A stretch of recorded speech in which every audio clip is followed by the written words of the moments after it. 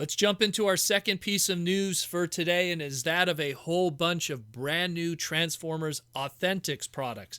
Now, in general, the Transformer fandom isn't too interested in a lot of these items.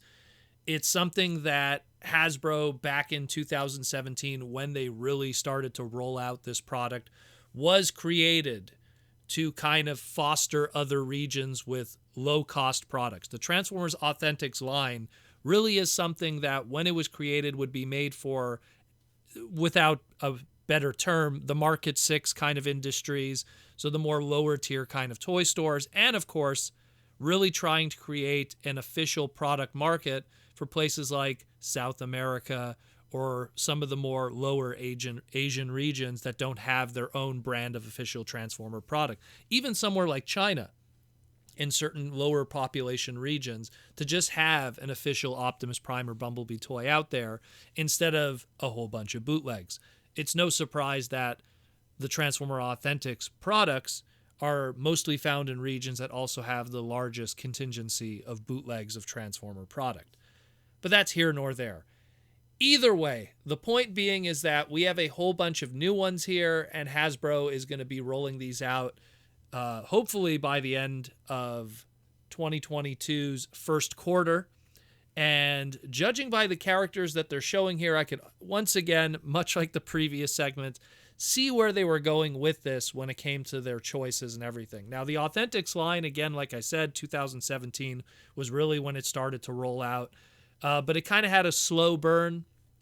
You know, it had these different price assortments, the Bravo assortments, which were 5-inch figures based off of key characters, the Alpha assortment, which is a 6-inch kind of price point for larger characters and larger assortments, and then, of course, their 11-inch price point, the Titan Changers. And they have one more that was the super price point, the 20-inch, but they only did it with a Bumblebee figure. And again, these normally consist of characters like Optimus Prime, Starscream, Bumblebee, Megatron, Grimlock, Ratchet. It's pick your popular A-lister, B-lister character, as Hasbro's term was, the Legendary 7, mixed with some, B-list characters in there. Shockwave was part of that. Ratchet was part of that. I think that's really it of the B-listers up to that point. So we have two new ones here. One part of the Bravo assortment, one part of the Alpha assortment, and then, of course, some repackaging of previously existing product that came out way back in 2017. And we're going to cover that all today. So first, the repackaging stuff that isn't the big news. All of this, again, comes courtesy of ACD Distributions with their stock photos of all this product. So the first thing is the 11-inch Titan Changer line that consisted of Wave 1's Bumblebee, Megatron, and Optimus, and Wave 2's Grimlock and Starscream. They're going to be all reissued in a one assortment, I guess Wave 3 reissue assortment of all 5 characters from Wave 1 and 2. It's going to have a different kind of store display and a different kind of packaging, but the product itself will be 100% exactly the same. Simple, I guess, like 2 to 3 to 5 to 10 step changer 11-inch figures. They're not rewriting, any kind of new ground here. It's just, hey, we're going to put some affordable Transformer product out there that's of a large scale and size. And that's what the 11-inch line has always been with these Titan Changers. Now, when we get into the Alpha price point and the Bravo price point, these are the much smaller figures that are aimed to target key characters, but they're also much less parts, very little paint, and maybe one accessory, hollowed out, simple plastic, MABS plastic.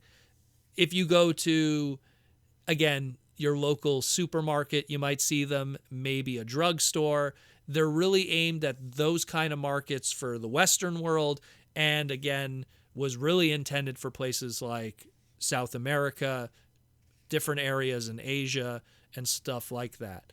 The last time we heard about any Transformers Authentic stuff was early in February of 2021 when Wave 4 of the Bravo assortment Barricade came out and the Alpha assortment Shockwave. We actually talked about them on the podcast here and kind of gave a similar history lesson to what we have today.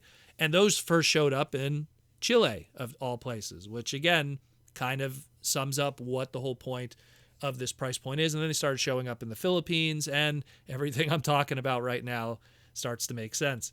So the two new that we're talking about today of the Alpha and the Bravo, we have a 5-inch Bravo scale assortment G1 Arcee and a 7-inch Alpha assortment G1 Wheeljack. Now, we'll start with the Wheeljack because that one, I'm actually quite impressed by how it looks. Mostly, I guess, because it's the Alpha assortment, it's the 7-inch, and it has a little bit more budget than, let's say, the Bravo.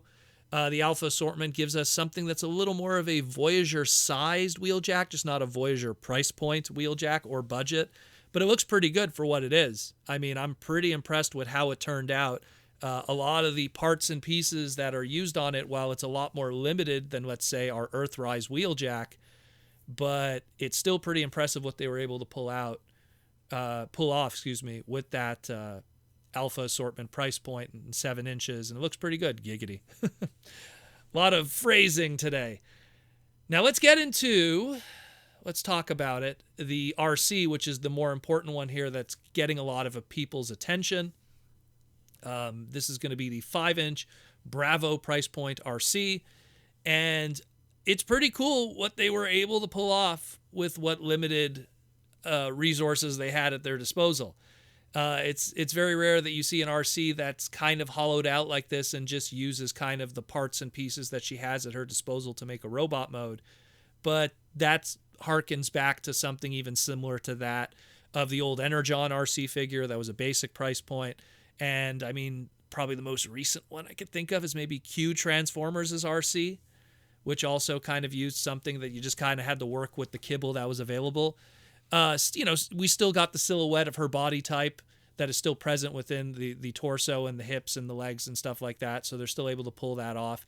But it's, we got a car mode for arms and legs and stuff like that. So it's pretty impressive what they were able to pull off with the limited resources that they had in terms of paint and plastic.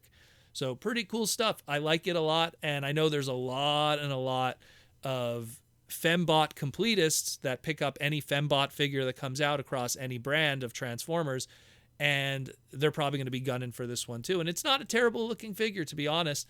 And the Bravo price point is fairly cheap too. It's a 5-inch figure that is not a deluxe, MSRP price point. It's usually something that's within that, depending on where you're picking it up, sometimes $8.99 to $10.99 region.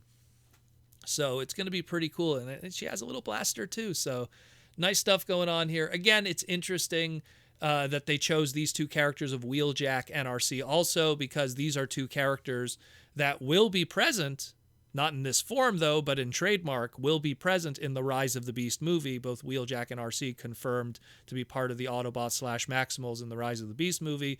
So much like what I was talking about with the Transformers Classic Hero Team segment just before with Optimus Primal, I get a feeling these were planned releases to kind of coincide with, at the time, a Transformers 2022 Rise of the Beast movie release, which isn't the case now, to kind of have people go to the movies, see those characters, know those trademarks, know those names and IPs, and then see this product in your local grocery store, the Market 6 kind of stuff.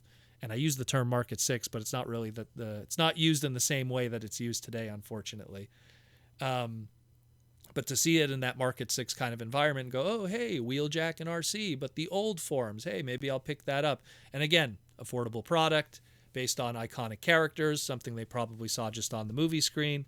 That's how you get people to become fans of your product. It's all about that synergy. Anyways, guys, let me know what you think. I dig the RC. I think she looks fantastic. And the Wheeljack is pretty good for what it is. Let me tell you, that's something that is maybe 3 paint apps and some plastic budget away from what that Earthrise one is. But keep in mind, it's a 7-inch figure, so they had a little more budget with that one as opposed to the actual Earthrise figure. Cool stuff. Let me know what you think, and hopefully we learn more information about this and when it's going to come out.